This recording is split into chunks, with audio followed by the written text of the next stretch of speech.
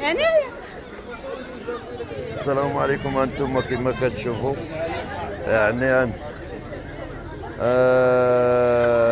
الخوف ديال الناس من قضاء الله سبحانه تبارك وتعالى من الزلزال. انتم كتشوفوا اللهم صل عليك رسول الله عادات تاع الناس. يعني هذا الزلزال، شوف الناس كيفاش خرجت من المنازل وفين هي جالسة. يعني هذا الشيء الصراحة، ولكن لا فرار من قضاء الله سبحانه تبارك وتعالى. أنتم كتشوفوا يعني السير وليدي سير تريح. أنتم كتشوفوا خوتي من قضاء الله سبحانه تبارك وتعالى. يعني لا فرار من قضاء الله، هذا هو اللي كاين. ما كاينش فرار من قضاء الله سبحانه تبارك وتعالى. السلام عليكم، كي دايرين بخير؟ انا يوتيوبرز، بغينا تعاودوا لنا كيف تتحسوا بهذا الهزه ديال هذا الزلزال، كيف حسيتوا بالشعور ديالكم؟ هو لا فرار من قضاء الله سبحانه تبارك وتعالى، لان الناس شوف هذا الكم الهائل اللي هو خارج هارب من هذا الهزه الارضيه. ونتمنوا من الله يغفر لنا ويتوب علينا.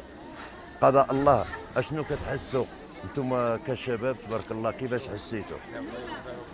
لا ما غتبانش، انا راه خويا، راه بلا ما تقول لي انا رانا راه ما نبينكش.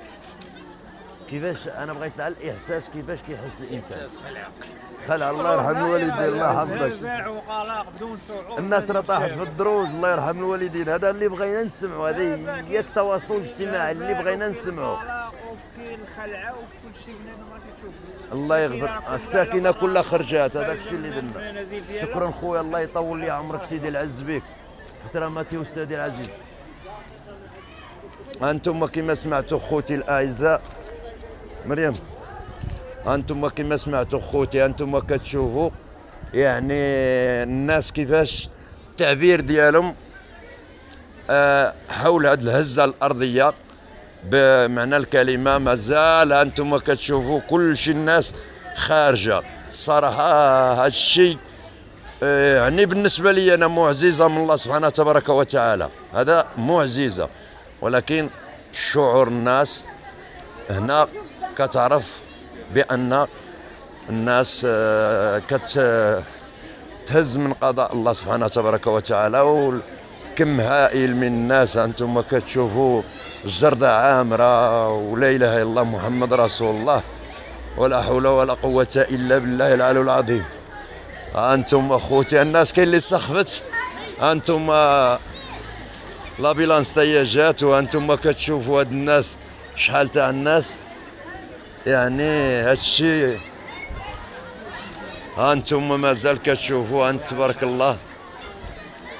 السلام عليكم. ردوك ما يشوف جهودك ما تبان.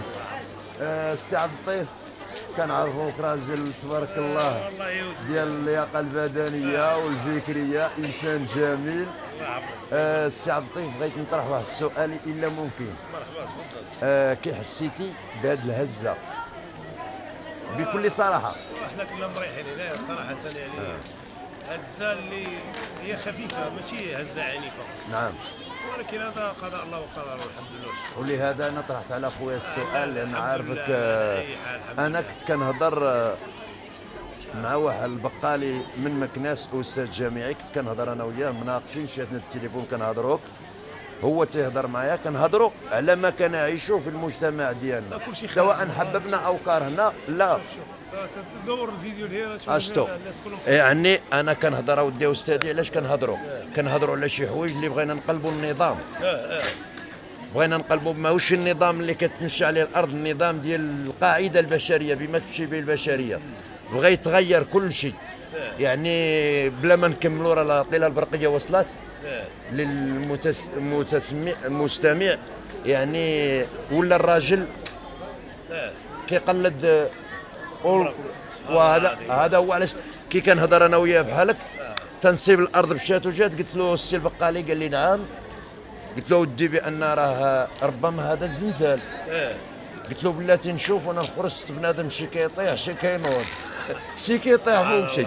المهم خوتي انتم كما كتشوفوا احنا ريحنا مع السي عبد اللطيف، انسان غني على التعبير وانسان جمعوي وتبارك الله، اللهم بارك وزيد بذلك. شكرا لكم جميعا.